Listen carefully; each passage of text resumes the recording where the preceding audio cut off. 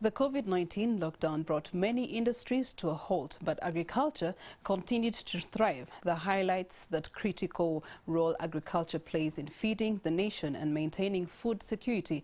With a shortage of skilled labor in agriculture, traditional techniques and manual labor still dominating the sector, the need for skilled professionals in agriculture became more pressing. Today, we have a panel of experts in the studio to help us discuss the importance of developing skills in agriculture. Our guests include Mr. Galiwango Samuel, who is the Academic Registrar of Bukalasa Agricultural College. We do have Apio Sharon, Head of the Agribusiness Department, and Mr. Seranga Joseph, the Principal of Bukalasa Agricultural College. Now, this program is brought to you by the Ministry of Education and Sports, World Bank, and Skilling Uganda. Tune in as we explore the need for skills development in agriculture and join the conversation with the hashtag Skills for Success. I am Priscilla Regina Naloga, your host. Once again, good afternoon and welcome to the program. Now, as we get into the deep of the program, we want to first give you a recap of what the realities are in the field regarding Bukalasa Technical College.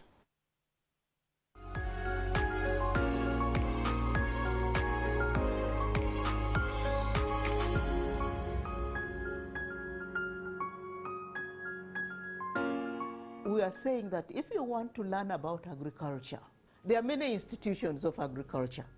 But if you want to go to learn about agriculture and get the best of agriculture and agricultural education, go to Bukalasa.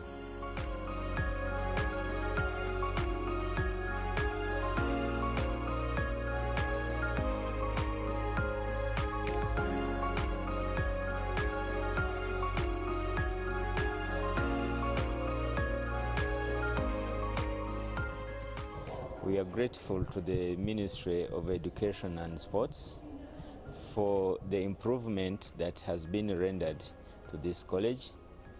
We started with the infrastructure development.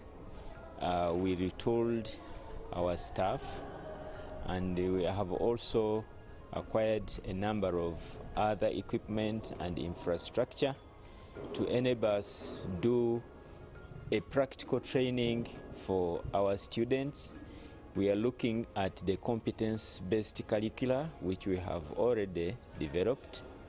Right now, we have received all the buildings, infrastructure that we needed, which has actually enabled us to train and increase on the number of trainees in this institution.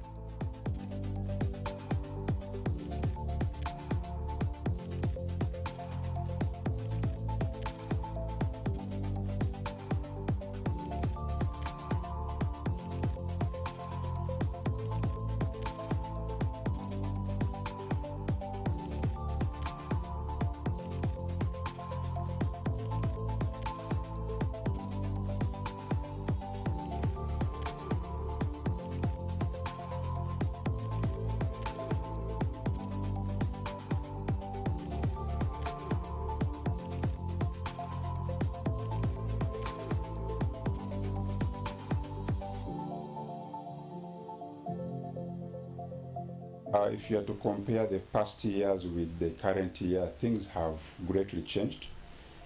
Infrastructure-wise, we have new structures, and it is also one of the motivating factors to us as the staff and the students. Because when you are teaching in a dilapidated structure, you really feel something is wrong. But now we are feeling the breeze of the place. The curriculum is actually taking agriculture to a world of work. Not like those days where things you talk about, you cannot implement. Right now we talk about cabbage. We come in the field and demonstrate how cabbage can be grown. That is the most important thing with the TVET curriculum.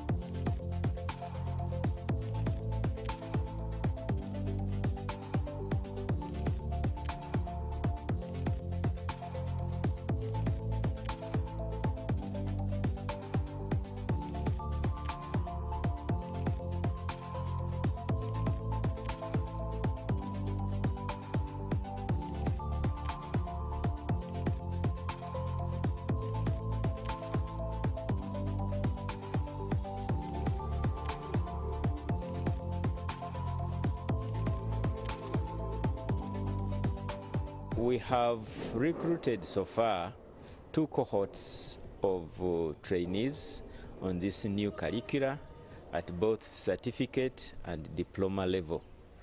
And these students have already been enrolled, and the first cohort is about to be released to the public, and they have been training both at Bukalasa as well as our partners in the industry.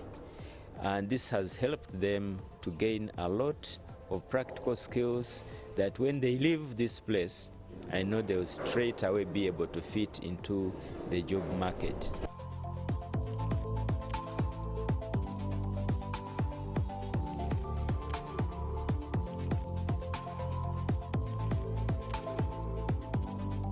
My name is Steven Dennis. I'm doing processing and business management. I'm in year 2. I come from Kamuli district as my home district. So one of the things I'm proud of as a TVET student is that it has transformed the mindset that agriculture is for failures. When we come here, we have a mindset that when you fail from other courses, you resort to agricultural course. But due to the new curriculum for TVET, there has been a breakthrough from the mindset we have that now we can now provide the solutions to the farmers in the communities we live in, but as well to ourselves as students. When I started, I had to go and replicate what I learned from the skills gained from the college, and I started training farmers. My first clique of farmers were 12. So when I started growing after gaining more skills, I'm now in 615 farmers in my community. So this is the way we can transform agriculture. When I see that TVET is providing skills to young people like me, I see that the future of agriculture is turning still, but as well it has a very bright future in the next 10 years from now. The course I'm doing is a diploma in livestock production and business management. I've got a lot of experience. First of all, now, almost everything I know practically, in a way that instead of going for white-collar jobs, I can start my own business. So that as I wait for that white-collar job, so I can do my own business, because this USTP program has given me a lot of skill. One of it you are seeing from this side of brooding. Other one, I can now do meat inspection without any fear. I can do it perfectly. And there are other skills like making yogurts, in fact, diverting agricultural products in a way that I can earn a living.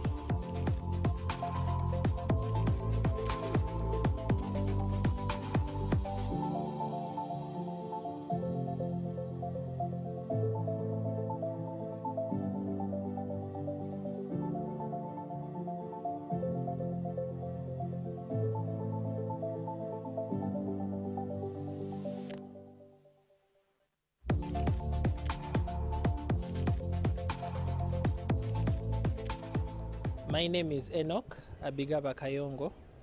I am the Industry Relations Officer for Bukalasa Agricultural College.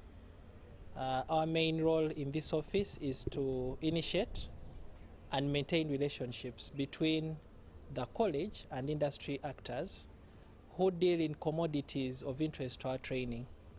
So under this office, we've created over 73 partnerships with industry.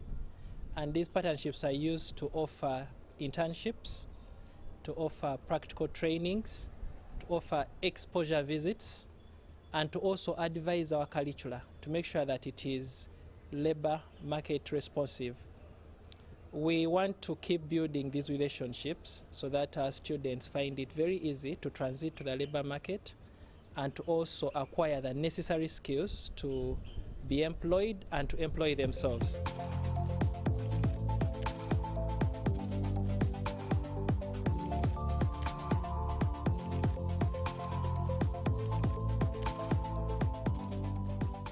I'm Mark Seremba, Commissioner Human Resource Management, Minister of Agriculture, Animal Industry and Fisheries, and the training colleges of Bukalasa Agricultural Training College and the Fisheries Training Institute directly report to me, then to the Permanent Secretary.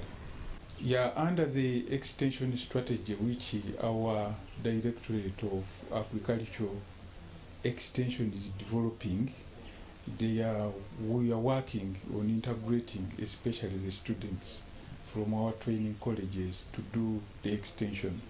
As you know, if you leave some of these trainings to private institutions alone, you are likely to have compromising of quality. So that is why our extension department has taken it up to ensure that we work in hand in hand to give an opportunity to the students we have trained, because we are very sure of what they are going to deliver when we send them to the field.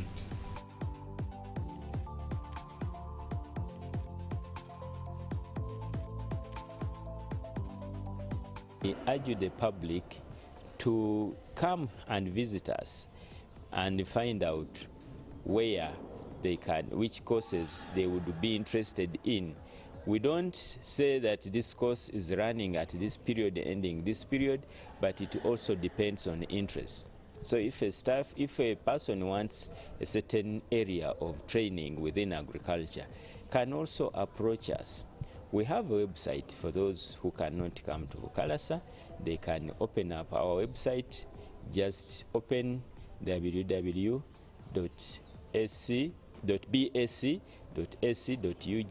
You'll be able to get all the information you need about Bukalasa. Ifokia, who got his first diploma from Uganda Technical College Elgon, can quickly find a job. Okezia, who did a short baking course at Bukalasa Agricultural College, can start her own business. And Kato, who got certification in mechanics, can earn a steady income. Then so can you. Your situation can change for the better. Olina potential. Enroll in any certified TVET institution and get the right skills to start a new career today. For more information, visit our offices at the Ministry of Education and Sports or our website at www.education.go.ug. You can also call us on 0417-893-600 or 0414-257-038 or 0417-893-701. Well, that's the backbone of our conversation this afternoon with Skills for Success program here on NTV, looking at the upgrade of Bukalasa Agriculture College into a lead agriculture competence-based education and training institution, not just in Uganda, but influencing the region as well. Hashtag Skills for Success is what you can follow across our social media platforms, NTV Uganda, for more details and picking points. But also your views and comments are welcome as you stream with us on YouTube as well as Facebook.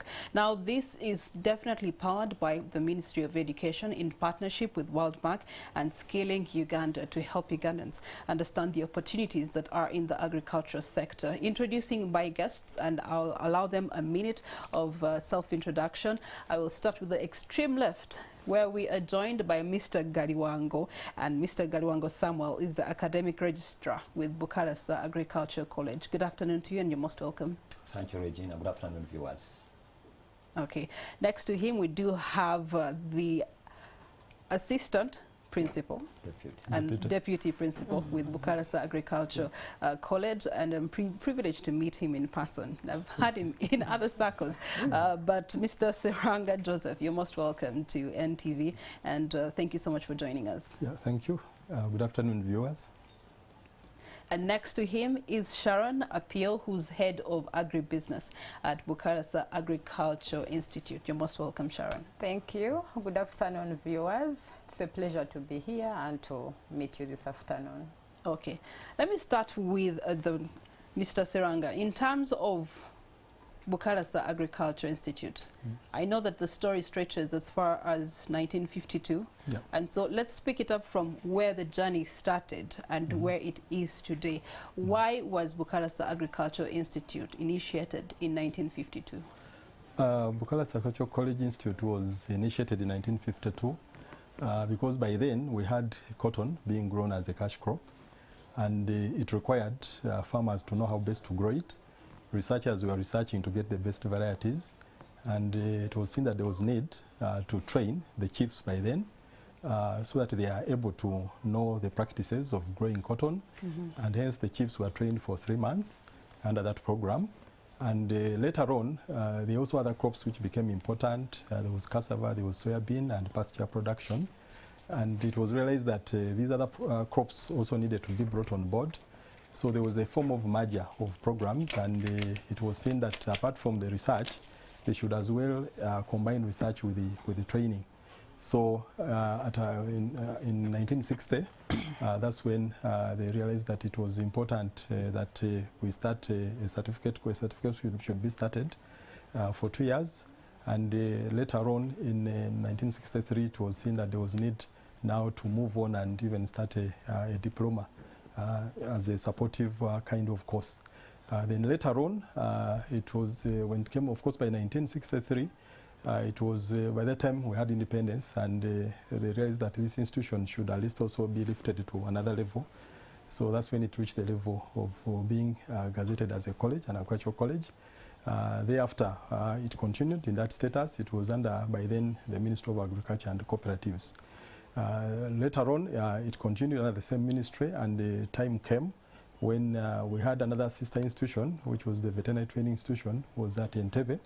It was training extension workers in veterinary to serve as veterinary extension workers. So that time it was transferred from Entebbe. In 1994, it came to Bukalasa, and the two were merged. The veterinary wing combined with Bukalasa and became Bukalasa still Agricultural College, but now offering both training for extension workers in agriculture as well as in veterinary training. So we have moved on that way until to date. But as we've to date realized that the college has grown bigger, especially in terms of numbers and as well as in terms of programs. At one time it was offering certificate, and whoever was, by time in 1963 onwards, everybody was, whoever was trained and graduated would automatically be absorbed in extension. But later on, it was seen that there was need to also train for the private sector, because people had opened up farms and they were growing a variety of other crops. There are many companies like plantation, which had plantations processing tea and coffee, also which needed workers. So they expanded the mandate so that it can as well capture people who are trained to join the public sector and as well as the private. So that has been the status up to date. So where it is a leading agricultural training institution, but looking at training for both public and the private sector. Okay, all right. In the 50s and the 60s, 70s, one of the biggest exports that we had in agriculture was coffee. I want to find out from you, what was the benefit of the institute then in actually adding value to the coffee chain in terms of trade at that time? Yeah, coffee, as by then, as you put it, was a leading crop, and it was actually selling on the world market. But as you know, those who buy it on the world market need quality coffee. And normally, if you look at quality, quality actually starts with the production. And we know that whatever you harvest, you cannot improve on the quality. Maybe you can do better processing in terms of the various products, but all that you get after processing is determined by what you have as harvested beans. So then it was seen that it was needed to train people in the production of coffee, because one, you would look at the side of yield. If you don't have the right practices in terms of managing pests and diseases and spacing, then you may end up not getting the right yield, and yield was very important. But also other issues which come after, like post-harvesting, you need to dry it properly and harvest the right beans. So farmers had to be trained through the entire kind of agronomical practices, right from preparing a garden and planting up to the time you cater for it and it's able to fruit. So and then beyond, of course, also the drying, and then finally the selling to the various haras where it was being held and the beans were prepared for export. So as a college, it was critical that by then I think it was the only agricultural training institution, and hence the focus had to come to Bukalasa to train extension workers who would move all over the country and promote coffee production. Okay, all right. Thank you so much. Turning to Mr. Galiwango, in terms of the registration, as far as academics is concerned, talk to us about the courses that the institute started with, and now that it's a college, what are you offering? Okay, thank you once again, Regina. Again, viewers, I'm happy to be part of this show. Like Mr. Silanga put it, During its inception, the college primarily focused on 2 programs. I think that is agriculture, and until the time when the VTI was moved to Bukalasa in 1994. So for those early years of its formation, college focused mainly on those 2 broad areas. But as we progressed, but also the needs of the sector became more diverse, and for the farmers to be more in touch with the public, I think that they do, gradually new programs came on board. So in addition to the general agriculture and livestock and animal husbandry, we had new programs take root in the late 2000, I think 2009. That's when agribusiness came on board, and I believe Sharon will talk more about agribusiness. We also had a new shift into horticulture, because horticulture is becoming a new field of specialization, but also adding value to many people and livelihoods. So eventually we added a course in horticulture, which is also currently running. But we also believe that there are quite huge needs at nutritional level at the homesteads. So we needed to train experts and people who can help people work around their nutrition and make it improve. So also introduced a course on human nutrition and dietetics. It's also running currently. We cannot run all of these courses unless we are able to go into mechanization, because we have equipment to move around. We have the tractors, we have all this machinery. So alongside that line, we also introduced a certificate course in agricultural mechanization. So those courses run both at certificate and the diploma level, and our students at the certificate level, those that we enroll as senior 4 leavers who have passed English and mathematics, but also the basic science course of biology and agriculture and chemistry. So all of these students will come and do a 2-year certificate course. But these students, upon completion, can graduate and do a 2-year diploma course. And beyond that level, then they can be employable anyway. But those who want to ladder and move into university training, they can also do that as well. So as we speak now, we are running 17 programs. We have what we call the traditional courses. Those that I have mentioned are primarily into that area where people come and pick knowledge, just which they can use day-to-day living, but which can also upscale them to do higher training. Until recently, for this TVET paradigm shift, we now see an emergence of now new programs which are competence-based, and the way we run them is sort of different from the way we used to run the traditional courses. So these 3 programs include crop production and business management. We have another course called livestock production and business management, but also have a course on agri-processing and business management. So I believe that these courses now add a lot of value to the sector and the graduates that get the skilling that we give at the college. We believe that they are going to bridge a big gap in the employable sector, in the labor market, because like we saw in the video, one of the students, Dennis, was giving a testimony. The skills he picked from the college, he can able to transfer them to the communities and can be of immediate use to the communities and try them to catch up and improve the thing that they do.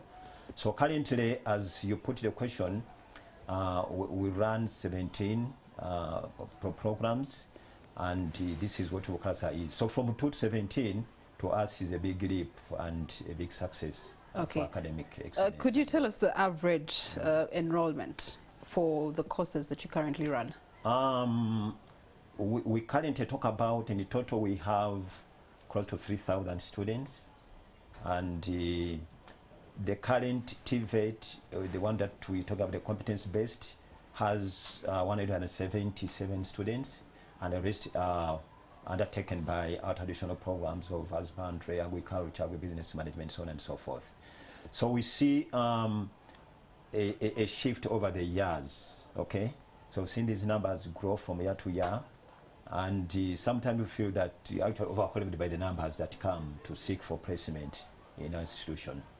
Yes, please. So there's people who will come and seek for placement, but Absolutely. then again, the masses are out there, 45 plus million Ugandans that we are talking about. Are there initiatives or campaigns that you have actually designed to be able to interest people in what Bukalasa Agriculture College is doing, offering, and then they end up signing up so that they can be qualified in those different fields you've mentioned? Yeah, part of the video that ran and part of this undertaken by government, of course, was to make skilling accessible to as many people as possible. Because in addition to receiving students who come for full-time 2-year course and then they continue with another 2-year, this arrangement realized that beyond these students who come and graduate, the sector has quite diverse practitioners. And agriculture, as we put it, is primarily a knowledge, based practice. The things that happen in agriculture change from day to day. And in order for people to maximize from this, they need to be closer to new knowledge and developments, which research periodically churns out. So as we speak now, our college is open to the public, right? Because our mandate really is to skill and train. That is our core mandate, and that's the work that we do. So now our gates are open. We can receive people who want to skill.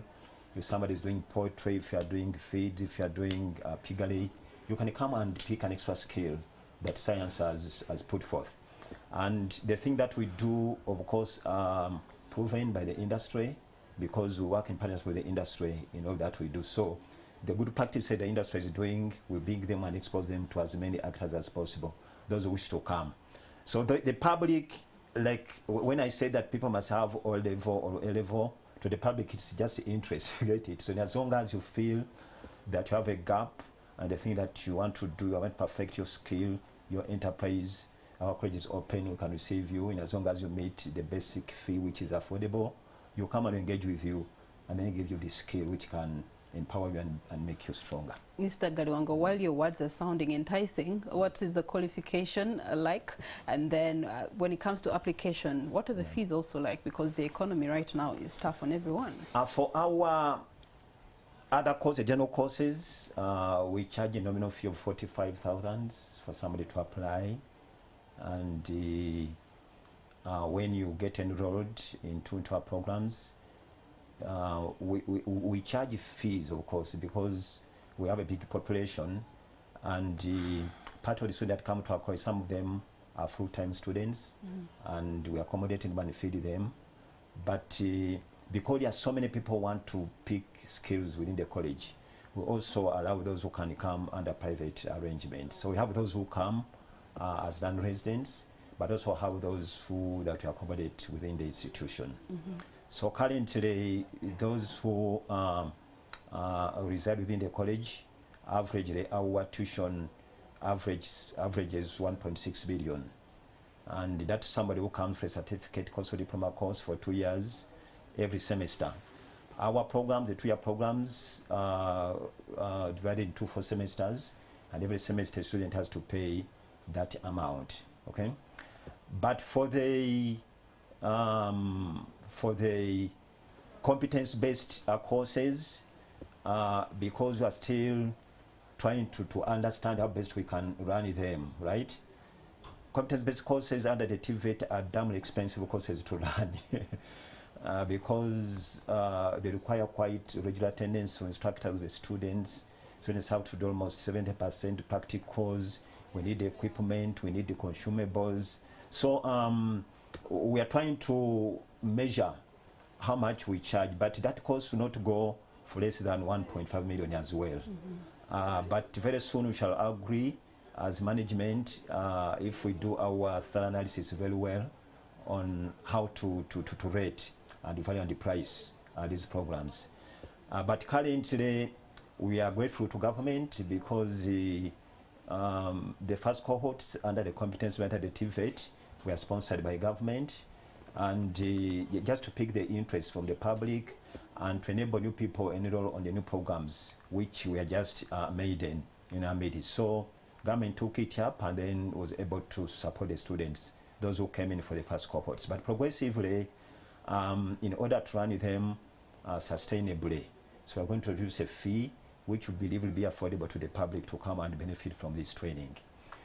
To the rest of the public, the short courses, which are talking about people who come for maybe 5 days or less than that, the fees are affordable, like I put it, because I've so far run 2 cohorts of these short courses, and our charge has been $150 for somebody to come and spend with us for 5 days. We run you through our training facilities. We give you the practicals, and at the end of the day, we give you a certificate of participation as somebody who has attended Bukalasa for the first time. But progressively, as the economy also gets a little more tougher, we hope to improve, to revise these, these prices. And believe you me, around May this year, we'll run another cycle of the short courses, which are open to the entire public. And once we run our DVET, will come with the requirements, including the prices and what trainees have to fulfill. All right, thank you so much, Mr. Galiwango.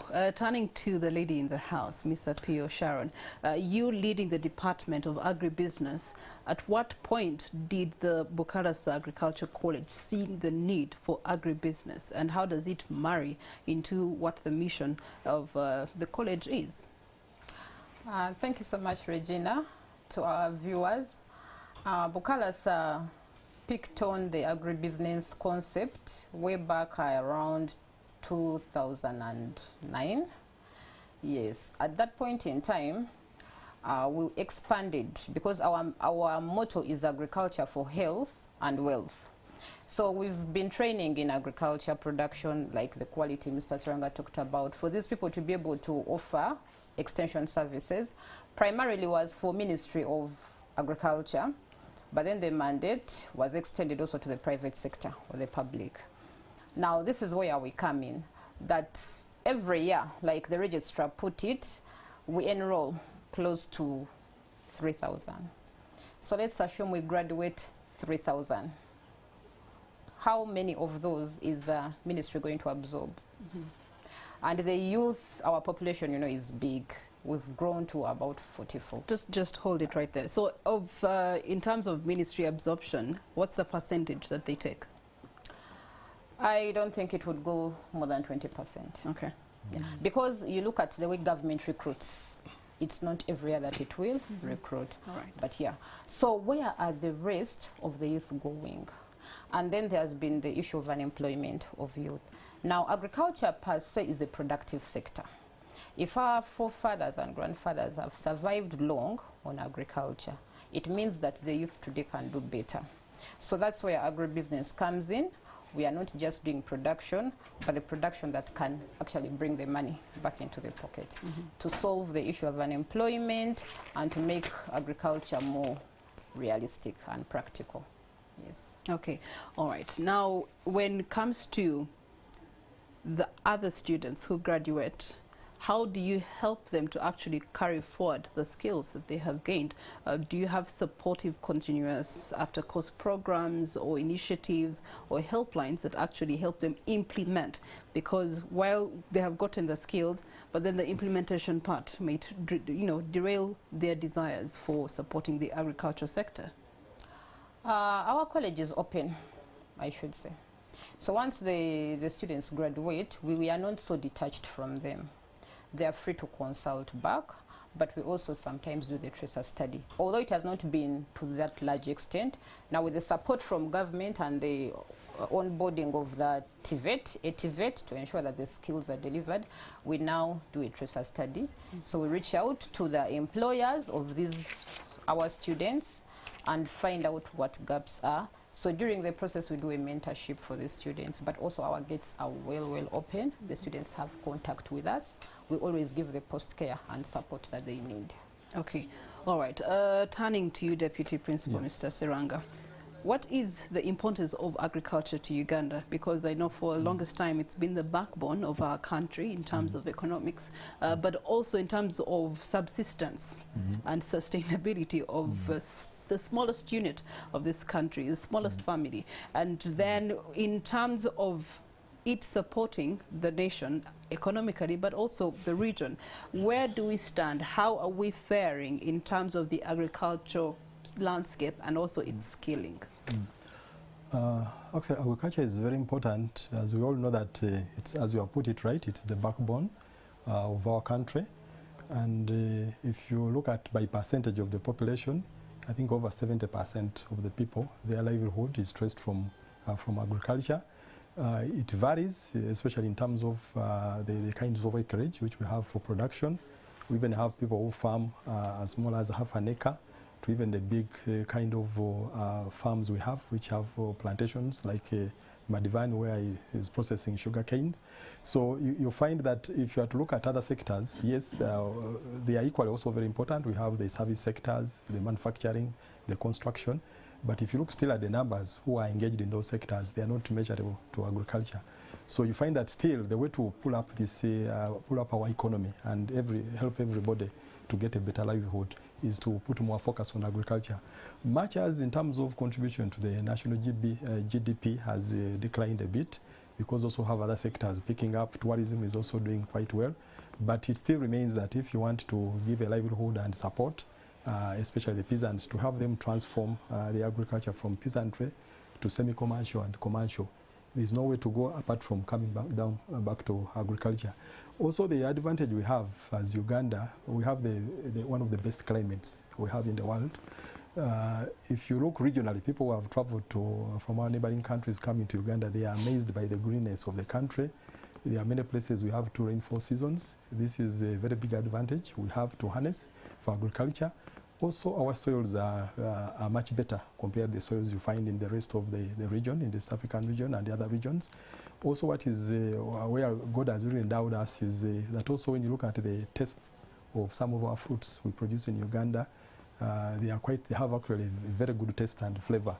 So with that, actually, there are quite a lot of people who would actually prefer to get produce from Uganda. Also, we are lucky that a number of people have seen the opportunity to look at the outside markets. There are a lot of people who are now exporting a lot of produce to the outside countries, especially fruits which are dried. And naturally, by default, we have a lot of people who produce what we'd say organically, because we find that the use of pesticide is not as high as it is, though for those who are now fully commercial and because they want to maximize yield, yes, those are using quite a lot of pesticides. But when you go into the countryside and where there's this move to promote organic farming, so you find that quite a number of people, it's very easy for them to be satisfied and join the organic market.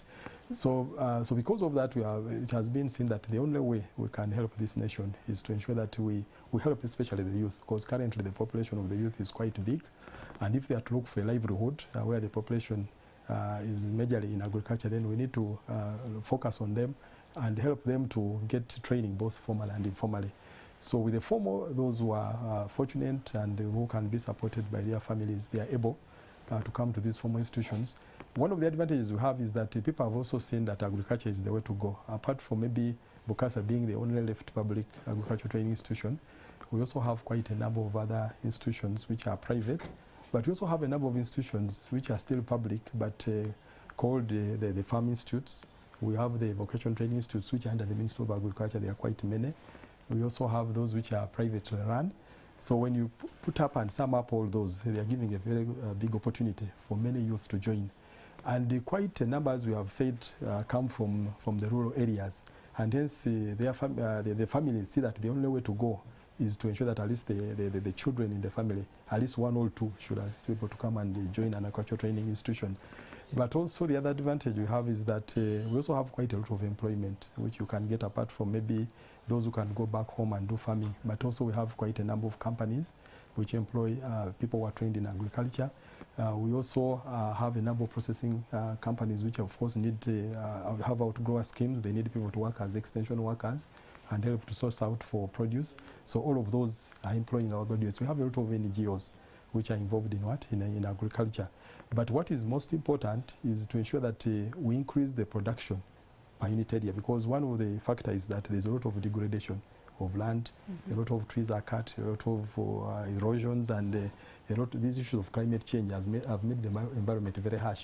And because of that harshness, it means that we need to have people who are trained to measure up to those challenges. And that's why still agriculture has picked up more popularity in terms of need to go for what? To go for training. So that one has made training institutions like Bukalasa to be very strategic and provide the answers and provide the much needed help in terms of helping these communities. But sure, we're also one of the other factors which we have also to recognize, which also makes agriculture still very important, is that the population is increasing. Now currently Uganda, maybe if you look at the 60s, the population was so small, maybe 5 million. But to date, the surface area of Uganda has not expanded. So we are still talking about the same surface area. And the many mouths to feed. Yes. So it means that those who are to stay in agriculture, they have to have a kind of training to make them measure up to all these challenges. Yeah. Okay. All right. You have mentioned youth. I'll be honest with you. I've been raised in Kampala, so the only time I saw a hoe is maybe just to clear the grass that has outgrown the compound land. And then, of course, my forefathers were engaged in agriculture. At least every household had a small garden from which they can plant beans, they can plant some peas, cassava to help them sustain as a family. But where I have been raised, that's not the case. So for me, in my mindset, agriculture was for those days. Digging was for those days. Anything to do with the planting and harvesting was for that generation. That's the mindset that we're dealing with. So how have you been able to actually avert that mindset so that people, young people especially, can appreciate agriculture more so, take upskilling in agriculture? Yeah, I'll maybe give one good example. I had a classmate at secondary school. When we completed, I went to Makere, he went to Bukalasa and did a certificate. After that, he did a diploma.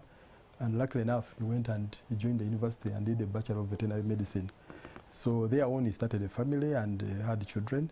So one of his sons, he did very well sciences at O level, and but he decided to follow the arts line and go and do something with to do with the commerce, and did arts. And after that, he went to the university and he did a Bachelor of Business Administration. But after completing, he stayed at home. He looked for a job. He totally failed. Then he looked at the father. He wondered. He said, "Now my father is still up to date. I'm still under his shelter. He's taking care of me and everything. But surely, what went wrong?" I think he realized. They said, "No. I thought when I do this business and these courses to do with accounting, I'll definitely have all the opportunities." So at the end of the day, he came back to the father and said, "But father, I think I admire you. I respect you. I think I want to be what you are." He said, what are you talking about? He said, "I want to do agriculture." He said, "Are you sure? Are you serious?" He said, "Okay." He called me. He said, "I have a son. He's interested in joining." He said, "Can you do a diploma?" He said, "No." What did he do? He said he did arts. He has a bachelor's in business administration. I said, "No, it's not possible to join agriculture. I think what we can do, we only have to trace back where he last did the sciences and see whether we can help him at that level." So when we checked, we came down to O level. We said, "Oh, this is O level. At least you did your sciences well. I think if you can be able to humble yourself and accept at that level and join at a certificate, you can be able to join us and you'll have a career ahead of you." So the father told me that I've talked to my son. He says he's ready. I said, "Are you sure?" He said he's ready. So we told him to apply, and finally he came and joined us. He's in certificate, but you can imagine he was with these other people who are enrolled from O level, and they are quite young, but you can imagine somebody who had already completed university. But he knows the purpose. He saw that the focus now is in what?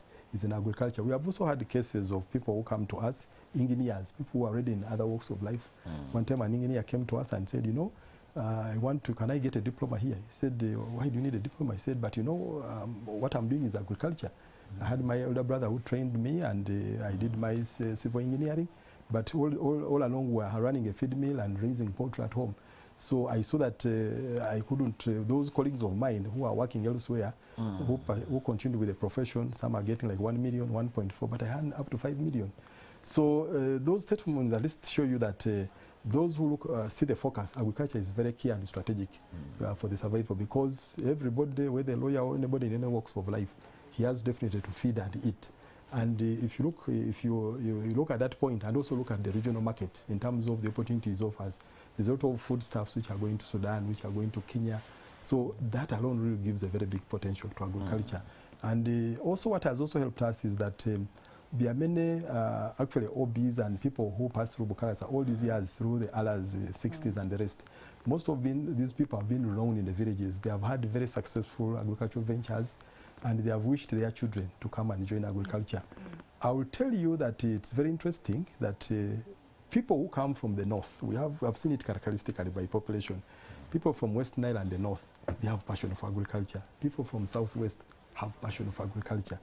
But people from the central, their mind is more of business. You'll find them more. Because perhaps it could be because of how we have been. Yes. In terms of the demographics that you have mentioned, the north has had so much war, and of course the kind of characterized climate that they have, it doesn't really allow them to enjoy agriculture as it is in the central part and the southern part of Uganda, where it rains every day, expected, unexpected, it goes off the calendar of the weather, back and forth, and the soils here are better. Of course, they've been enhanced in so many ways. And so the backbone of the central and south has been agriculture. Therefore, they're advancing into other things versus the north and the northwest and the southwest that you speak of, who now believe that maybe agriculture is the way to develop their regions.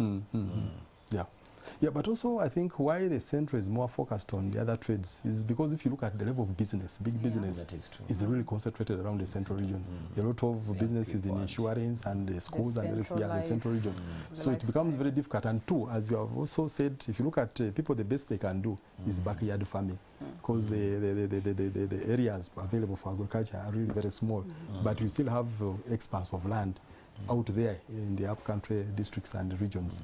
So I think also that one, also gives those people at least a focus that the way to go. Yeah, because I know at least in the northwest and northeast of this country, you do have people still passing on acres of land to the next generation. Yes, so they do a lot of cultivation. And there's a lot of fragmentation of land here because we have had that culture of fragmenting. And a lot of people sell the land because it is very prime in the central region. Yet in most of the areas of the north, it is still communal land, which is kept for everybody. So that one is another factor. All right. Mr. Galiwango, for you, where you sit as a registrar, what do you feel and see as the hindrances for young people in embracing this agriculture sector? Because I saw you doing a lot of nodding and saying, What is the meaning of the that you were doing in terms of youth embracing agriculture? I was communicating because it made a lot of sense. Okay, before you give me the answer, maybe let's go back to you, yourself. At what age did you pick interest in agriculture? I think when I did my high school,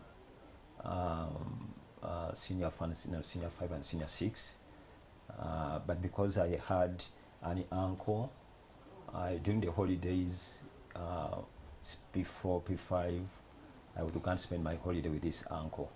So he was a very good coffee farmer, and the good thing I liked about this uncle is still there anyway, is that whenever he would go for holiday, he would leave part of his coffee plantation to us who went to do the holiday from his home. We would say, now, Mr. Galiwango, this coffee, these many trees are for you. Kind of pick out the coffee that is there, and all the money to come out of this coffee is yours. So when time comes for you to go back to school, you have made your money. You can even don't tell me how much you made. You paid your own school fees. He was also a coffee dealer. He was a member of the, I think, Wamala Cooperative Union, and so he would easily change the coffee into money so easily for us. So I picked the interest in agriculture because I saw money moving into the pocket very easily. So to spend the whole day in the garden, and we even never minded about the food at home because we knew that the money, the more coffee you pick, the more money you had to bag.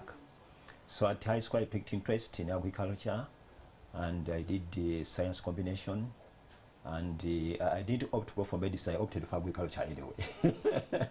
Whereas most students at HSC, when you have chemistry and biology and physics, you would want to go to the medical school straight. And how many students were you in that university class? The class, university, we were about 80 students who were enrolled for the agriculture course around that time. And the interest I picked at my uncle's place, of course, drove me through to high school, and when I reached university to do a course in agriculture. So the course lasted 4 years, and it gave me very good exposure, and I began to appreciate agriculture in practice. And when it came for work placement, of course, as a new graduate, you have to look for placement immediately. Where do you place your feet? Sometimes the expectations are so high, you want to go for white collar, you want to go to company, whatever.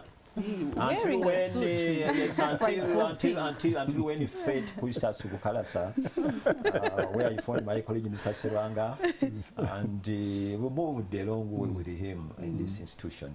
And along the way, the person we picked was now to begin to transfer knowledge and skills to younger people, and enabling them to shape into responsible citizens, like people who are going to play leading role to drive this sector forward. And whenever I would go to class, I would tell students, you know, you have come to this college, not as farmers, maybe you'll be farmers, but you are entering this sector at another level. You are going to be model people to the sector. You are going to be advisors of other people. So kindly, you are privileged that you are going to, your role is going to be extremely felt, especially after you graduate. And they pick it at that level. So our passion was picked from there to enable younger people develop the passion. Most of the students who receive, some of them have never handled the whole, it is very true. And the attitudes are so diverse. You get the point, because of the different backgrounds and settings where they come. But when they come to college, we try to make them focus, okay? And many of them, of course, have not opted to come to Bukalasa. They, after HSC, they want to go to Makerere, to other universities. After school, they want to go to high school. But the grades they get don't allow them to get there. And somehow they find them in the Bukalasa, maybe as a last result. Some of them, they are pushed by their parents, kind of try Bukalasa, try Bukalasa. So they come with that kind of background. And when they come to the college, we make them settle and appreciate the place they have come to. It's a place which has a contribution to the sector. Many people have gone through it. Mr. Sanga has mentioned many of them. They are professors, some of them we are professors at university. And they begin to realize that it's where they belong. And the place they've come to can spur them to greater heights. You get it? So over the years, they get exposed to so many things. So many people come to them, they talk to them, they see agriculture in practice. Some of them go back and they begin to practice even before they complete. So the exposure we give them over the years kind of strengthens their belief that really where they came to belong is the right place for them. And those who are still out there, we really want to encourage them that Bukalasa is a place to be if we want to be contributors to this sector. Because the sector really, one of the things that the changes the sector faces is professional and qualified manpower, the human resource. It's a curriculum because you have so many farmers out there. Some of them will require knowledge all the time to do their things better. But we need that human resource, the manpower that can easily reach out to them and try to them to show them how things should be done, the modern ways of farming. We don't have such a group. So our college kind of tries to bridge that gap by bringing these young people, making them appreciate agriculture, but also give them the skill that they can eventually transfer and help our farming communities improve in so many other ways. Okay. Yes. Sharon, you fall in the category of the 70% population that is young, youthful. What made you pick interest in agriculture? I think to me, maybe I would say it was God's leading, because when I finished university, I didn't have much struggle of what course I would do. Particularly for engineering was cut out for me. I didn't even think about that. Now, I just found myself getting drawn to agriculture when it came to the choice of the courses I would do. But also because the opportunity for business, my mother was in the trading, and so there was the millet business. So we would go into that, and I would see how she would make money on a daily basis. So to me, during all my campus, I didn't know what it means to look for people that give you money, to the tooth, to show and all that. I was already working with her, and that made me pick interest into agriculture. So I straight away enrolled for agriculture. When I had agribusiness, I was just excited. So I just straight away joined, because I was already earning even before I could finish school. Okay, all right, thank you so much, Sharon. Now we're going to be taking a short breather, but just speaking from what they have submitted for us so far, they've talked about merging research and training, and that is the backbone of Bukalasa Agriculture College right now. While they do offer the traditional courses, they have also now introduced TVET competence-based training that can aid the modalities that are coming with the agriculture sector. And of course, they have prided in the competitive advantage of the sector. The bigger question is, from the national level, how is the Ministry of Education supplementing or complementing what Agriculture Institute of Bukalasa is doing today? We're going to return with that conversation. Stay with us.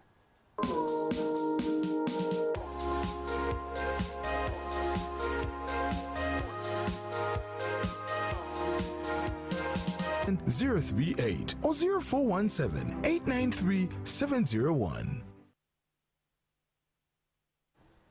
Welcome back into our second hour of Skills for Success. I am Priscilla Regina Neloga, and this afternoon we are focusing on TVET Institute, that is Bukalasa Agriculture College, that of course has been upgraded into leading agriculture competence-based education and training institution in Uganda. Hashtag Skills for Success across our social media platforms. And this program is brought to you by the Ministry of Education in partnership with the World Bank, as well as Skilling Uganda. Now I'm joined by Mr. Galiwango Samuel, who is the Registrar Academics at Bukalasa Agriculture College, and then next to him we have the Deputy Principal, Mr. Serwanga Joseph, who is the Deputy Principal at the college, and of course we do have Head of Department Agribusiness at the college, and that is Miss Apio Sharon.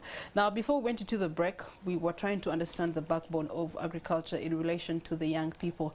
Good enough as we have this conversation, the Ministry of Education has revised the curriculum right from grassroots level to actually now adopt vocational training, so that the person that comes out of the system is not only competent theoretically but also practically. Turning to you, Deputy Principal, Mr. Serwanga, how is this transformation in the Education Ministry and education sector going to be able to address the gap for the youth appreciating agriculture? If you look at this, okay, the whole story unfolds when you look at productivity in the industry, because we have said agriculture is a major contributor to our economy, and there are quite a number of industries and farms and a lot of farming business all over the country. Now, I think the Ministry of Finance has the task of looking at productivity, and at the end of the day it comes out with the figures to tell us whether our economy is growing or it's not growing. Over time, they noted that the economy, in terms of when you look at agricultural productivity, it had stagnated and it was not increasing. When a study was done, they discovered that it was attributed to low productivity within the industry. And yet there were so many training institutions which were training graduates, professionals in agriculture, but wherever they were absorbed, the businesses were not growing. And it became a kind of puzzle, and they said, what is happening? What do we do about this? So the government looked around to borrow a reef and benchmarked in other countries to see those countries which have progressed and had increased productivity. So they noted that the only way to go is to go back and address the issues in the training institutions. Because it was realized that when they tried to find out from the various people who are the employers of our graduates, they realized that they were lacking the competences and skills to match what was desired in the industry. And then they said, where is the problem? It means we have to go back and look at the institutions. Are their curricula right? What are they offering? So what actually happened was correct, that basically we had a tradition that when we develop our curricula, it's more of calling upon a few stakeholders, because when you have a curricula running, at least after a minimum of 2 years or 3, you have to review it, but maximum you don't exceed 5 years. So the norm exercise involves calling people, mainly the stakeholders. You sit with them, they identify the gaps in the people, the graduates who come from our colleges, and point out where you need to do improvement. But what was happening is, of course, it's an exercise which is quite costly if you are to do it right and follow the right steps. But some institutions have a shortcut where they just involve a few stakeholders and gather some views, but later on they mainly depend on the very instructors, the lecturers who are teaching. They sort of think for the industry, and in the review, they insert in more what they think should be the way to go. So with that, the country, the Ministry of Education sought a solution to that. So as they had various benchmark visits, they went to countries like India, South Africa, and discovered that the way to go, you are supposed to come up with an approach where you develop a curricula very differently. And what was happening is that there are also similar institutions like the vocational training institutions which were existing in those countries, and also colleges like a college like Bukalasa, which are also there offering agriculture. But they noted something unique in the vocational training institutions, in the sense that for them, the focus was on skills, getting the right skills, which once somebody is imparted with those skills, he goes to the industry, is able to perform, and then there's increased productivity. Then they said, if that is the way to go, let's look at the other side, what is happening. In the training institutions, the approach was more to look at knowledge and a bit of research, because most of the students who are training, once they graduate, their interest is to continue to the university. And in the universities, the focus is mainly on doing research. People have special projects, they do a lot of research, and that is it. Now, that research, once it is done, yes, does it go to the beneficiaries, and is it put to good use? So there's a kind of a misfit that somebody comes up with the technology, a good research, but the same person cannot go out to put it into use and maybe work closely with the farmer. It means there is need for another person who should specialize in using that kind of skill. It's like somebody who invents a plane, but people who invent planes are not the best people to fly them. There's a group of people who are trained to fly these planes, and from their experiences and what they observe as they fly, and they give a feedback to the researchers who keep on improving on the models until you get improvements all the time. So the way to go now meant that we have to have two parallel lines of training. We should have a line for those who do research and concentrate on knowledge. Whatever they come up with the technologies, they should pass them to another parallel line of trainees who for them master the use of these technologies to maximize what? Production. So now that's what happened. Now to achieve that, it was seen that the way to go, you have to use a competence-based education and training. That is the way to go. Because by saying competence-based, it looks at knowledge, skills, and the right attitude from the industry. So we had to go through that kind of process of developing a competence-based curricula. But because we as a country, we had failed to achieve that, despite the fact that this kind of training was worldwide, there was need to shop around and get an institution which would help us to carry us through that journey. So there was competitive bidding for any institution which would come and carry us through a competence-based training to build our capacity as Bukalasa. And Bukalasa was seen as one of the only public agricultural college, and therefore it could take a lead. And below Bukalasa, we have a lot of vocational institutions which would learn from Bukalasa as appendages also in other regions. So thereon, Dalhousie University was identified in Canada. They are renowned in competence-based education, even within the East African region. They also they are doing a lot of work in Ethiopia, in Kenya. So they joined us and they started the process of competence-based.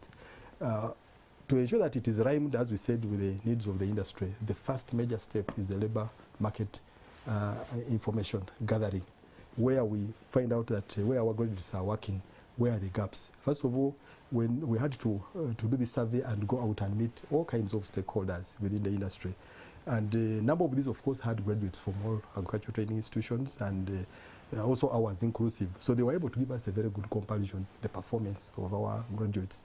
But in the process, one, we saw where the gaps were, but also we took advantage to know what works out best in these industries.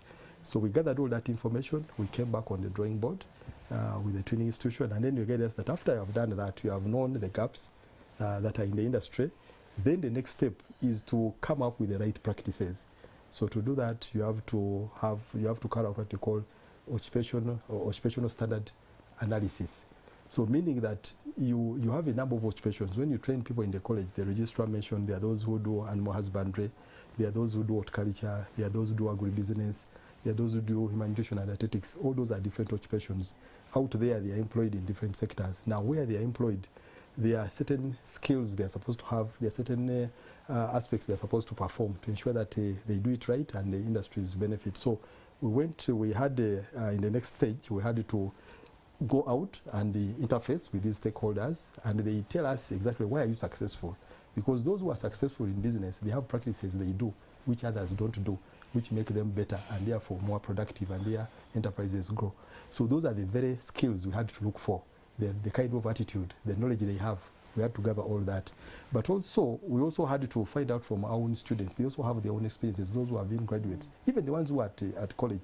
When they come, they have particular needs they need. I've come to do agriculture, but I came to do agriculture because of A, B, and C. So that need also is important to capture. So we sat, so having gathered all that information, we had to set up what you call occupational standards, which are national. For the first time, Uganda didn't have those kind of occupational standards. All countries which have competence-based education and which are successful in TVET, the starting point are the occupational standards, because it means that for every trade, if he's a dairy farmer, he tells you exactly what he does as a dairy farmer to be successful and have high milk yield, maybe 30 liters of milk from a cow. When you pick all those practices he does, you create a document called an occupational standard. Now, with those occupational standards, we now translated them into a curriculum, meaning that when you are translating occupational standards into a curriculum, you use the doing verbs. Whatever those people do is what you put in the curricula. So once we transformed what those people were doing into now the doing verbs in the curriculum, it meant that we are providing the right, we'll be providing the right skills, doing what works in the industry. Very important, when you interface with the industry, you also see the kind of facilities which they have in the places of work. Those are very critical, because if you look at Bukalasa, if you trace it back as we discussed when we started way back in 1952, that time when it became official, gazetted as a college, you'll find that the kind of infrastructure which we inherited that time is the infrastructure we had up to recent, until this intervention of the USDP program. So we had very old infrastructure which was not measuring up with the changes in technology. A good example, if you visited those who came to our place, you find that we had poultry units which were very short. Yet to date, because of increase in temperature and climate change, you have to make a house, a poultry unit, much taller to have good air saturation. So that one gives us, so we had a lot of gap. We are still lagging behind. So in the process of developing, once we translated that into a curricula, which was now matching the needs of the industry, we also had to look at the infrastructure to change it accordingly so that it matches the needs.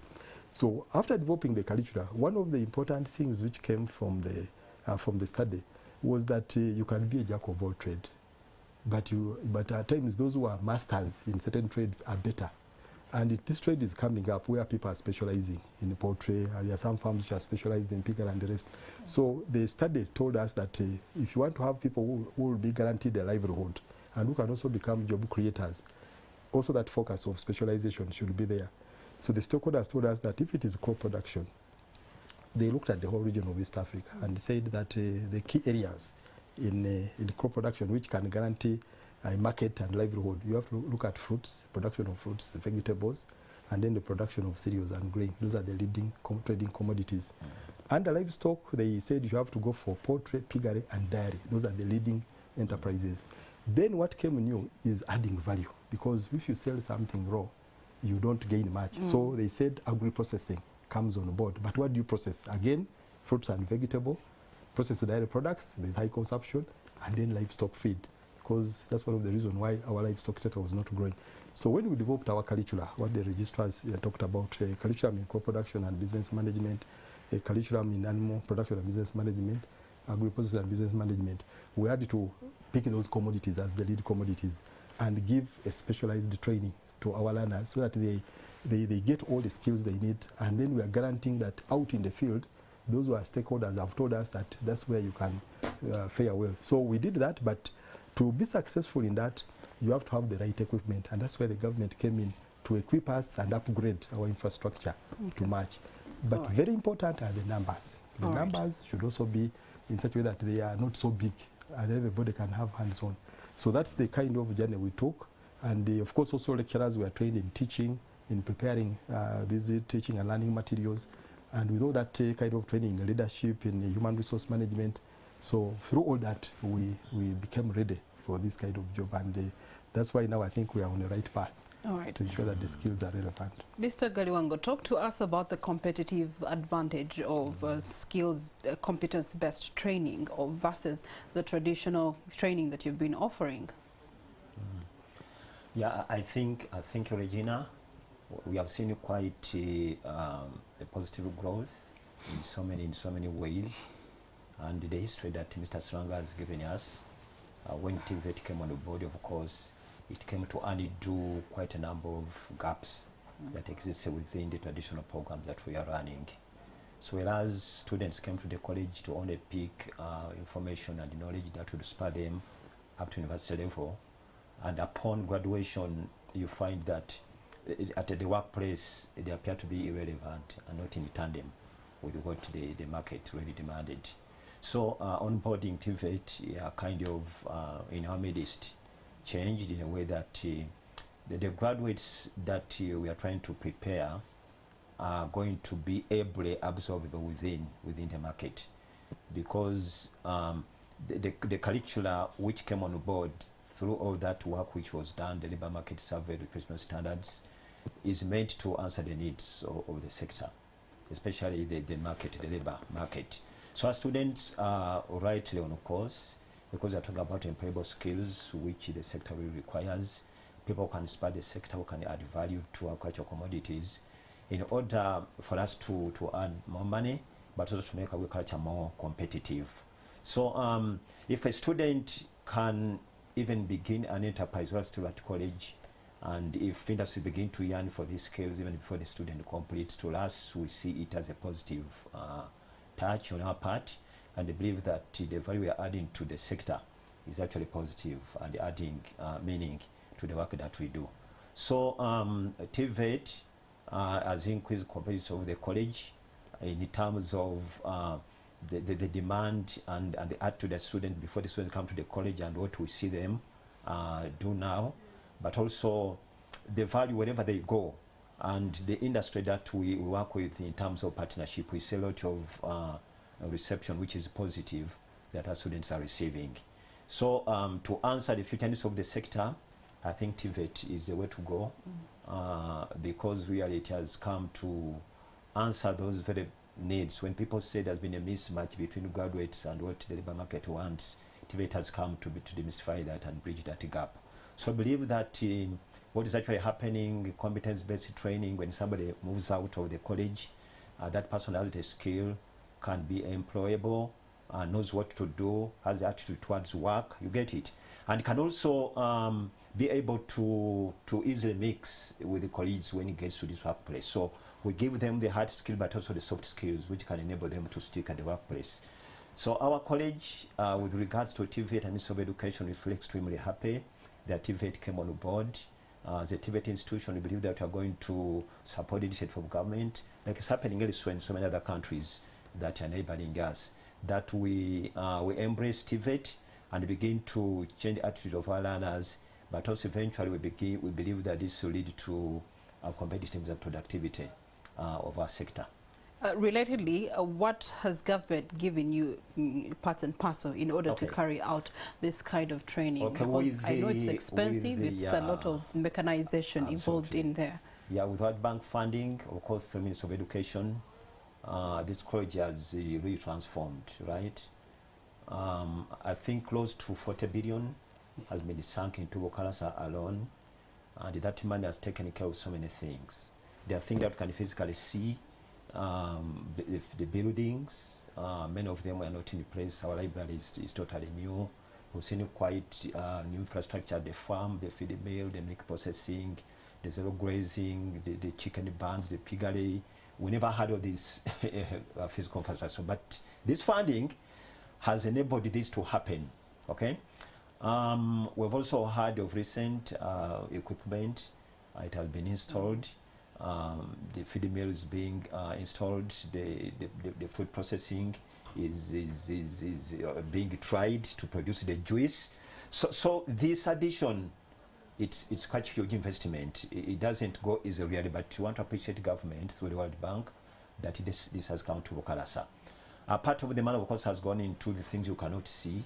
Mr. Sanga talked about the retooling of staff. I think even Mr. Principal talked about it.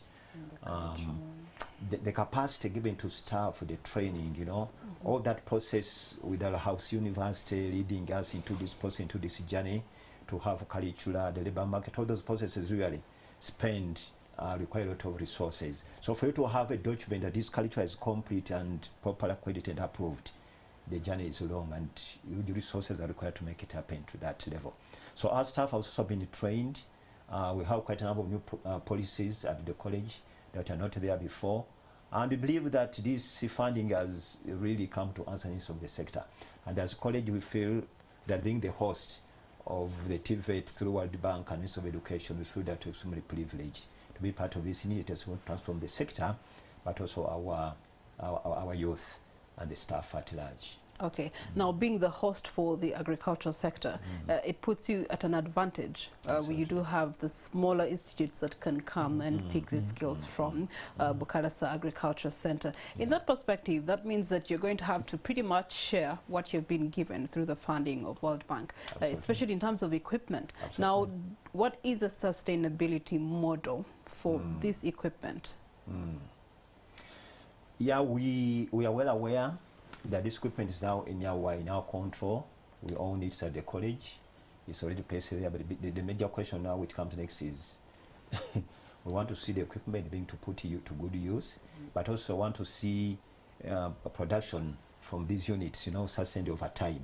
So that question is at our table, is before us, but our belief is that, of course, our core mandate is training primarily, but also want to see that this equipment serves the purpose of training, but also it generates income that is going to sustain it over time.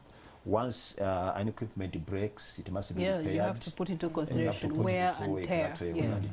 All those are costly things which have to be taken care of. So there must be a plan that will be put in place to ensure that we run these facilities in a business manner. Of course, not forgetting our training function. So I try to benchmark a number of models that are working within the country and beyond, that we can embrace, that we can study, and at the end of the day, agree on a model that's going to enable us move that journey. Okay, we don't want to see this equipment go stale in our midst, in our face. So it is a concern for all of us. But this facility, when the president, of course, visited us last week, for example, that fruit processing facility, it's a huge facility, of course, which requires fruits, raw fruits. And in Bukalasa, we don't have an orchard which can support this facility on a daily basis. So we have to rely on the communities, people surrounding the college, to provide the. So I have my ability and the plan to, do juice, so I can come and use these facilities to do my juice and then sell it. Absolutely. Okay. Absolutely. All right. That's a good so because we are now turning into a center of excellence, and the center of excellence is a facility that maintains standards, okay? And we bring on board technologies that we can share with the others, okay? Once we see that technology is actually working, others can be interested to come and learn how things where they can to replicate wherever they come from. And working along with our training institutions, we hope that we are going to be any avenue, periodically people to come and benchmark and see how things are done, good practices, how things are shaped. Do these benchmarkers include our friends in Chisenyi? Absolutely. They're very good at replicating some of this equipment. Exactly. And as long as a practice is proven to work, and the industry appreciates it, people can always come and benchmark and sell things. They can duplicate into things elsewhere. So that's the essence of a center of excellence in our midst. So we collect information, we collect technologies, test them, adapt them, and then have them accessible to as many people as possible. All right. Mr. Serwanga, in terms of funding, as you continue to be the center of leadership in agriculture sector, are you still going to be completely relying on government funding for this particular nature of training, competence-based, or are you having private investors coming on board to partner with you? Okay, that issue came in of funding and support. As you have put it, there is always maintenance and repair. We need to get raw materials to run these units. But one advantage, as he has put it, the very units can produce products for sale. And if it is done profitably, that is one source of income to plow back. But also the other advantage we have over units is that as we have students, this new infrastructure, everybody has appreciated, even the parents, when they usually come and see that massive infrastructure, and you tell them to contribute some little extra money, maybe add a 10,000. That we have also seen it as a strategy which can help us to get some bit of money from the fees and then plow it back in the what? In the system. But also as an institution, we're also tasked to say what can we do much more than that. We looked at being an agricultural training institution, and we know in the country we have 2 lead commodities. We have maybe 3, I can put it maybe 3 currently, which are very commercial. We have banana, we have coffee, we also have pineapples, especially in the central region. These are key commodities which fetch some good money. So as a college, especially if you look at coffee, it can really earn you some good money. We came up with a plan and said we're going to set up a garden which has 6 acres of coffee. This is pure coffee. Then another 6 acres, as people who are practicing agriculture for diversification, you can have coffee as the main crop, you intercrop it with banana. Then it means at any time coffee is off season, you get from banana. But also the other way around, you can also have banana as the main crop, which is mixed with coffee. That's also another 6. So each of these is 6 acres. Then we have pure banana, 6 acres. And then lastly, we planted some 4.5 acres of pineapple as the main crop, then intercropped with banana. So if you look at that, a total of around 30 acres, and what you can get from that when it is well managed, it's quite some big revenue, which we are going to plow back into our system and ensure that whatever we are given is functional. But also very important is that this revenue will also help us to support our various students who are training under TVET, because remember the training is very expensive. But when we generate this revenue, we shall plow it back, and therefore their fee can also be comparable with the rest who are pursuing other. So when you say very expensive, what are the figures like? Yeah, I think one time we tried to cost Madam Sharon. What we were given that task to sit down and cost. You know, in the TVET training, you have to cost all the consumables which you'll use, and if you have to develop a product like processing that unit, you really need quite a lot of materials to put in. So I think we costed, and realistically going to 1.9 or 2 million, and yet that is for a student who is not even resident. Yet on an average scale, a student who is resident, that is will cater for fees and meals and accommodation, will be paying around 1.5. So meaning we will not be helping government realize this dream. I mean, somebody would look at this high cost and this, and then would go for the traditional training. So, Okay, then in terms of agribusiness, the business element or component of TVET, how are you going to help people realize that potential and tap into the value addition that comes with that kind of training? The deputy talked about the curriculum at the inception. There is something that interesting they noticed. If you look at all those courses, it ends with crop production and business management, livestock and business management. So the labor market survey actually showed that these are the most profitable areas for each course. Now it is that concept that we bring into. Now already Bukalasa was offering agribusiness related training. Now this is a big boost into consolidating that. How it now gives us the real field of the world of work. Where is money? Most investors that are coming in are investing in this, and we are training students to go and work on those farms. Now if we work backwards, the students that are not able to find work within those industries are able to do that same work themselves. But at their scale, affordable. They may not go large scale, but they can start small scale, progress to medium scale, and then who knows, later they can be into large scale. Aside from that, also agribusiness helps them innovate, because at the end of the day they are supposed to do viable projects that actually prove that they make money. So failure to make money from your project means you're not yet successful. So during that training, it's so rigorous that at every point of the training we are emphasizing this is where the money is. It's not all about sinking the money into production, but this is where the money is. This is where the money is. So you pay attention, and it has proven to work. It has increased their motivation. They're actually earning. Currently, we have students that have done products. They've innovated products, the students of agri-processing. We have students that are managing acres of, say, passion fruits themselves, and if farmers are making money out of it, definitely they can't fail. Also, with the onboarding of the TVET and this facility they've given us, it asks us to find a way that we now also change the way we do things. Instead of relying on government to keep increasing our subvention, We know that money every year, if we've followed the budgets, the budget cuts keep on dwindling. So, but the facilities and the equipment we have raise money. The people out there where our students go sometimes for attachment have close to same. Actually, I think we have better facility and better equipment. We can say Bukalasa is another agro-industry of its own. Yes, so these same facilities generate money, and that's how the students are adapting into the business mind. Yes. What I can add, which is very important, you know, when we did the labor market survey, something very interesting came out of the Public Sector Foundation. This is an organization of lead people in the industry. They told us our students are good at running individual enterprises. But when it comes to a farm as a unit, which has both the livestock side and then the crop, they become a misfit in harmonizing those units, which means there was a weakness in the business management. Which means the business owner will have to do double employment. Yeah, double employment. So record keeping was weak. So what we harnessed from that, we said, okay, now the way to go, let us empower students to start running farms when they are at the college. So now, adding to what the government has done through SDP, they have given us all that infrastructure. But that infrastructure is a unit where students move into a piggery unit and get out. We have a commercial farm manager. It becomes difficult for them to integrate all those records.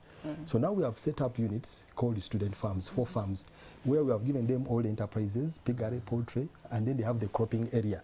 Also planned according to different crops, which are suitable at different sections within or along the slope. Now what is going to happen is that the setup allows them to have a farm manager among themselves.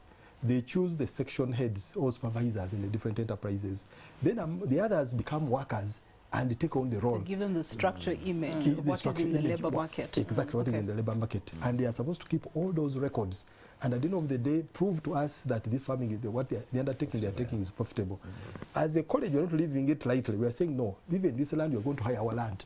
When a tractor comes to plow, note how much a tractor plows for an acre. So all those costs are going to be embedded. But at the end of the day, they are going to benefit from the returns. And we feel that one is going to give us holistic skills for these students. And even it will give them an opportunity to go out and become real entrepreneurs and start real business.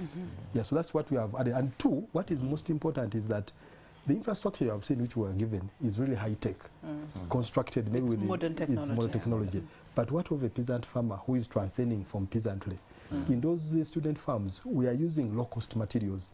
We are having levels of structures constructed from the least cost to medium, and then we project to the other facilities given by the World Bank. So we shall guarantee that anybody can come in. The same facility, we are going to use it to do agricultural camps, invite all the students in the holidays to come to Bukalasa. So the parents who have idle children have an opportunity to send them to Bukalasa so that they are able to camp there. But also, very important, the same facilities, we are planning trainings for farmers. They will be coming and get a lot of short courses and specialized training. So for us, that is the package we have added. And we think it will go a long way to even make us stronger and contribute much better. Mr. Galiwanga. Maybe in addition as well, very organized farmer groups will be able to get support in incubating their business ideas. So we will use the same facility to help them incubate. I think we have an opportunity. The president had promised Luwero to get an industrial park.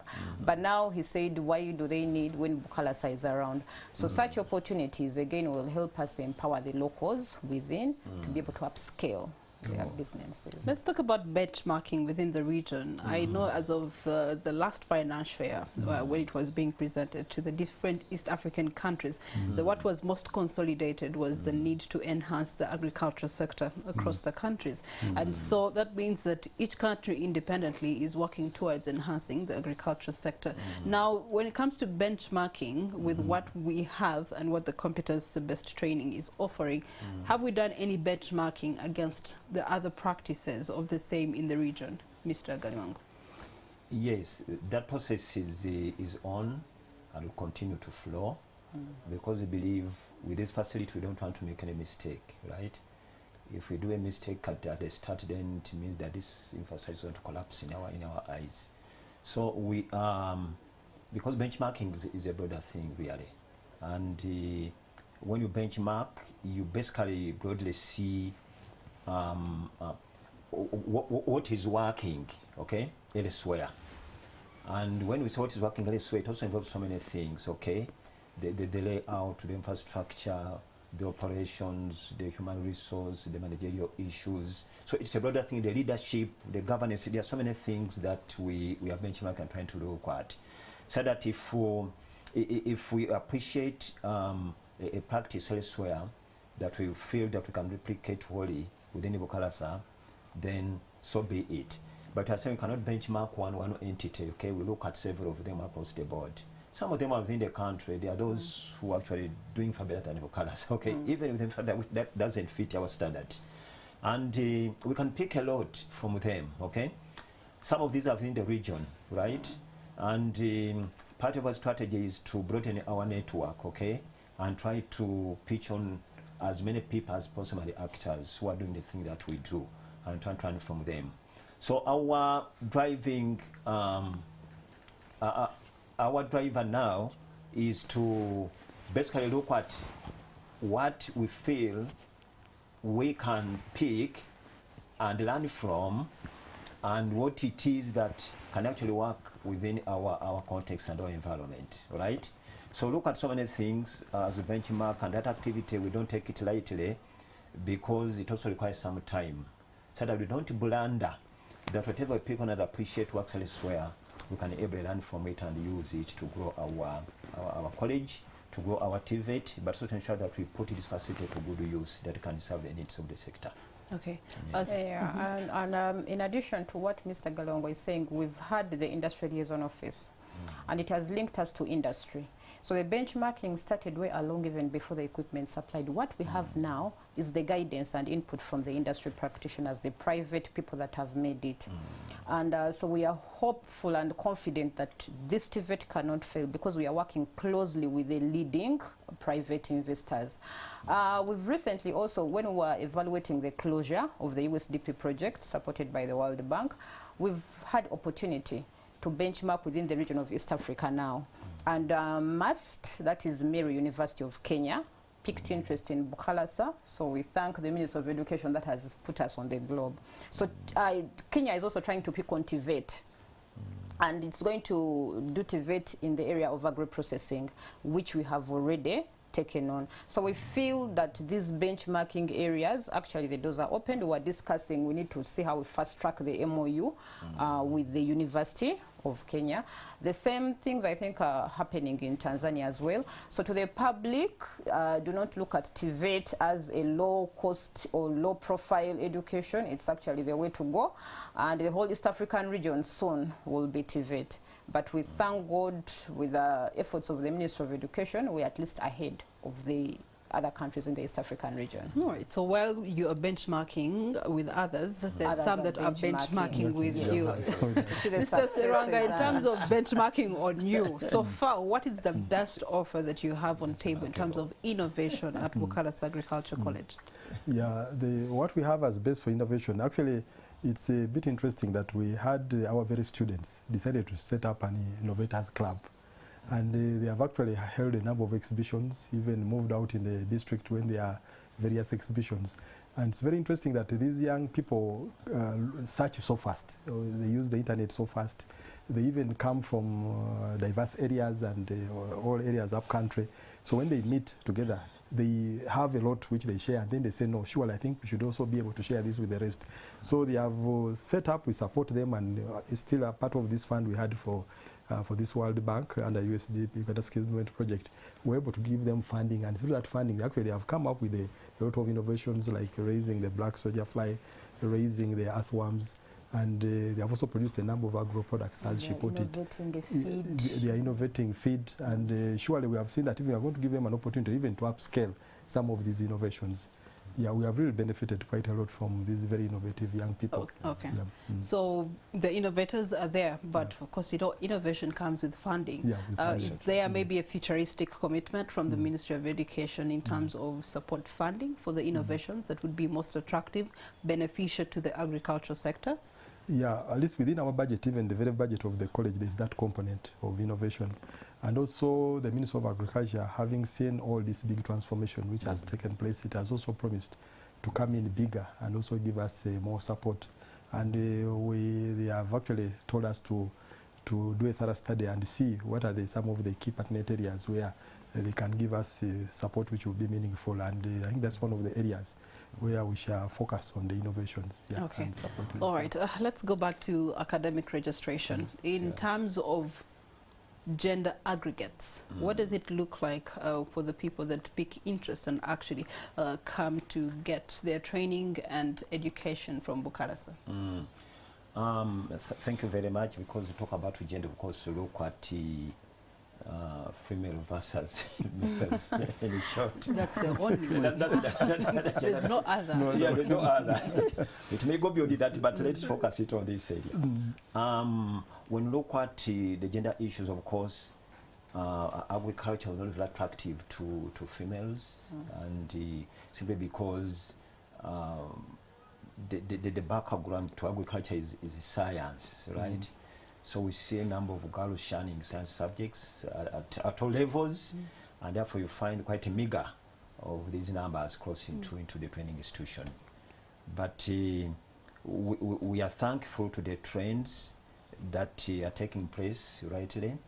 But as we speak now, I think whereas originally we had a ratio of 20 to 80, 20 females to 80 males, that ratio is drastically reducing, right? I think as we speak, we look about maybe 35 females to 65 males, and we hope to see this number increase over the years. Simply because within the college also have a very receptive environment for female students, right? So that they can be counseled, they can come, they have issues, they can be talked to, and also and guided in order for them to complete their career.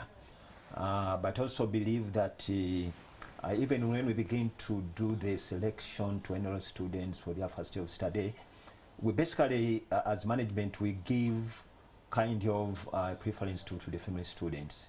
And it rings in the minds of everybody there that I think we need to enroll this student, this female student, because we believe that the role that women play in the cultural sector is remain significant, right?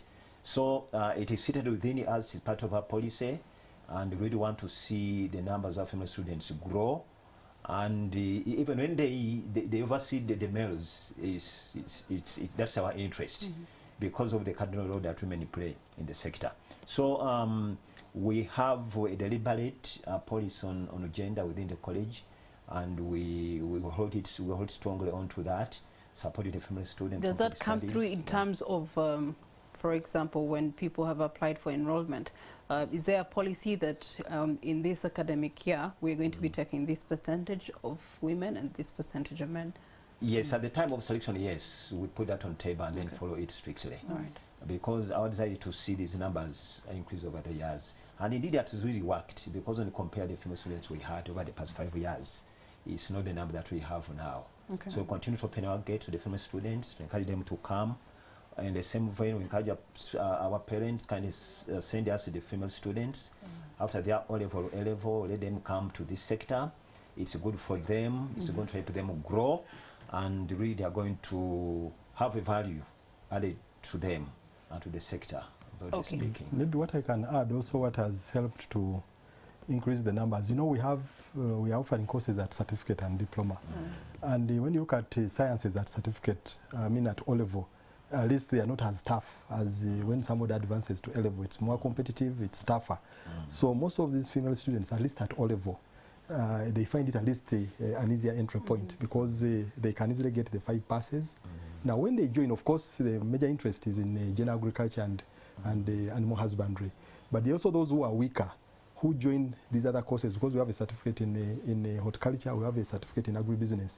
They become entry points for other female students who may not be able to compete for the other general and agriculture, certificate in agriculture and animal husbandry. So when they join through horticulture and agribusiness, now the next step, we give them an opportunity that whatever you have done once you finish your certificate, you are now free to go to a diploma and do it in agriculture or do it in animal husbandry.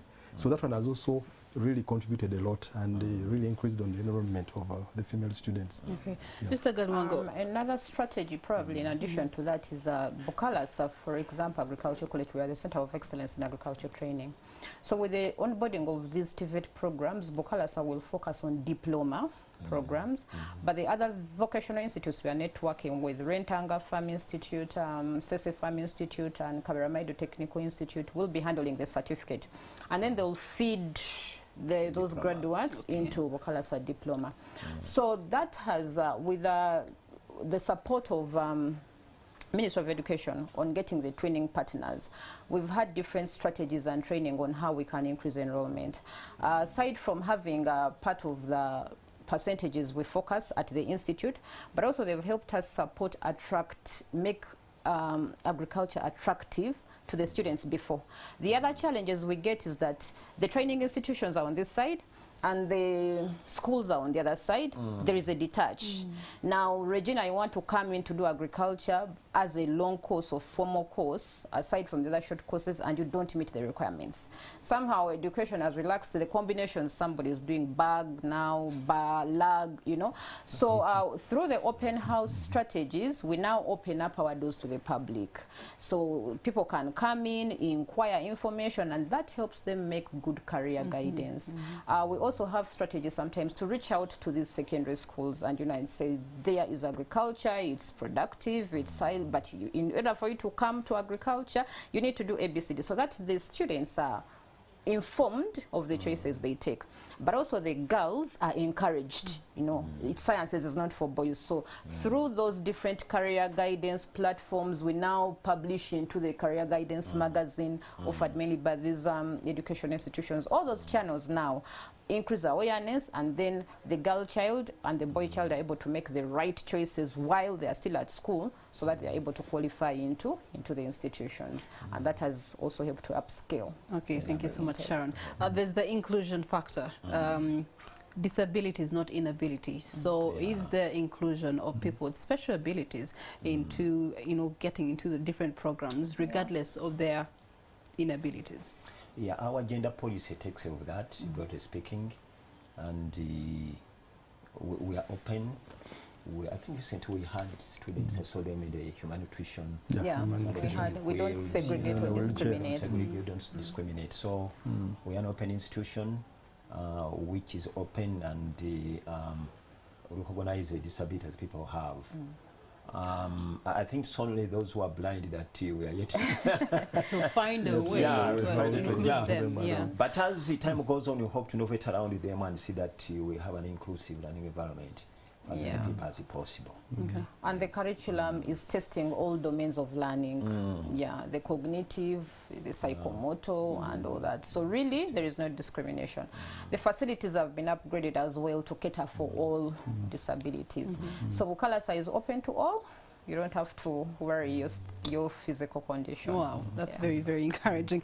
Okay, we are fast spent of time, but with the remaining time, I think let's paint the future, a way forward for skills-based training, the competence-based training. What its future? What are the potentials that lie in it, and how people can actually embrace it as the future of agriculture enhancement? So I'll start with you, Mr. Serwan. Yeah, what I can say is that one thing we agreed is that human population is on the increase and will ever increase. The land surface will not increase. So therefore it means that the trend will demand more and more skilled people who are able to use the limited resources but maximally get out the output. And Uganda as a country, we are not yet so much industrialized to the level of the countries in the developed country. We still need to take the journey through agriculture to achieve other gains in other sectors and expand. So it still means that we still have to put a lot of focus. There's a lot of opportunities for the young people. And even as the population grows, even the market will be at your doorstep. That whatever you produce, your immediate neighbor can cross and buy it. So we have also seen a lot of families. There are many testimonies of families which have actually made it and have their children succeed. But when you look on average, the majority of these are families which come from the villages, and their livelihood has been in farming. So, and with the more training institutions which are coming up, it means even education will become cheaper, because if you are more, then even the costs go lower. And to me, I think I call upon all parents and all nationals of Uganda to give a try to agriculture and believe in it. I can assure you, time immemorial since the earth started, other technologies have found us on the way, but even civilization started with agriculture. and we shall still continue that way. And also what we notice is that the issue of climate change is hitting hard our surrounding countries. The desertification is affecting the other countries more than Uganda. Actually, I would tell you that Uganda is unique in the sense that if you look at the fresh water, we are told that fresh water in the world is 10%. But we are lucky that we have Lake Victoria, the second biggest freshwater in the region. We have people who came from America and said, surely, we traveled around, saw all these beautiful rivers, fresh water. So it means our potential is great, because apart from farming, which is horizontal in the open fields, now there's what we call greenhouse farming, which is vertical. It offers a lot. Where you have water, you actually have life. I'll tell you that in countries like Italy, they do a lot of production. But now, because of the climate change and the waters of Mediterranean, which are salty, a lot of salt water is penetrating underground, and it's becoming more challenging to farm. And whoever has water will actually take a lead. And I think that's the way to go. So with water, it's a very big resource we have, and it can ascertain that we shall still take a lead and survive on agriculture. All right, Sharon, with a complement of agribusiness in this direction, what's the future? To the viewers, the future is bright. We can just see from the trends of COVID. While every other sector shut down, food, agriculture was going on. People were still eating. Yes, and the policies were favorable. And we're eating more than they yes, and everyone will eat, and it actually showed us where the gaps are. So please, Bukalasa is on course. TVET is on course. Let the people out there bring their children. Yeah, we will be able to train them, we'll be able to skill them. We are all going to eat until we die. So for as long as we are living, food is the way to go, and food gets expensive. Okay. So yes, the doors are open. It's possible to have every household attain the middle income status. It's possible to have every household be a mini cottage, you know, business, food business. And in the future, for us to survive in this country, everybody must have a product or a service to offer. And agriculture is one of the entities we can start with a lowest cost investment. You really, really don't need so much. You just throw a seed out there and it's sprouting by itself. You know, so please don't sell your land to buy a boda that may crash the next minute. To the youth, yes, preserve your land. Let's come get the skills. It doesn't matter your level of education. We are able to upscale everybody out there. And yes, realize the benefits from agriculture. All right, Mr. Galwanga, a tough one for you. How complementary is this to the parish development model as we pave a way forward in boosting our agriculture sector? I think what you're looking at the PDM is basically it's increasing incomes, it's food security, but using quite a number of strategies, right? And the main focus there is actually agro-industrialization. If you get to the content of the PDM. This is a model which is all involving, it's government initiated, and we believe that as a college we can able input into the PDM to realize its objectives. Agriculture is, members have said, is important. We appreciate the backbone of this nation, but I want to put it to the people that whatever agriculture you do at any level, you need a skill, okay? So many things change. Climate change was not here, but now it's with us. But in order for us to battle with it, we need to get the technology right and then put it to use at the right time. And they all have the technologies around us. So whatever a person does at whatever level, as long as within the sector, kindly seek for knowledge, seek for the skills, seek for knowledge, seek for know-how, and then do things a little more better. It's only then that are going to be competitive and benefit from this sweat, and at whatever level of investment, kindly ensure that whatever you do, you have consulted, you have read, and at the end of the day, possibilities allowing, kindly come to Bukalasa. We'll add value onto your skill, you will give this extra skill, extra knowledge, in order for you to get more good in anything that you do at household level. So to our listeners, we want to really point it out to you that look for knowledge, look for skills.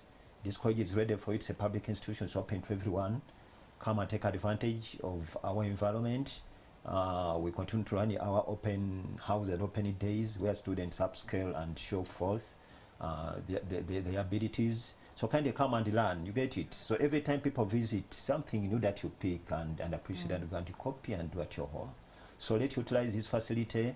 Let's make good use of it. Let's come and pick interest, and then interest others also come, so that we can transfer this knowledge and know-how and skill to as many people as possible. So our desire that everybody gets a dose of the new skilling that Bukalasa is out to offer. All right, thank you so much, gentlemen and lady, for enlightening us on the TVET. This kind of training, competence-based training, is very paramount to turning agriculture an industrialized sector. Now, of course, as it has been alluded, civilization started with agriculture. It's going to die with agriculture, especially for us in Uganda. So the earlier we realize that, the better we can take on the mandate to make it health and wealth for us as a nation. Well, that brings us to the end of this episode of Skills for Success. I trust that you have picked an element or two that will add value to you in terms of your skilling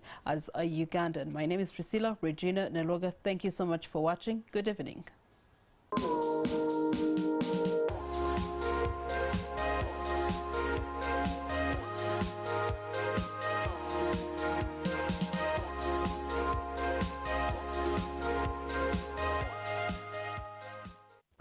Behind the deliciousness of that meal you enjoy at your favorite restaurant is a skilled chef.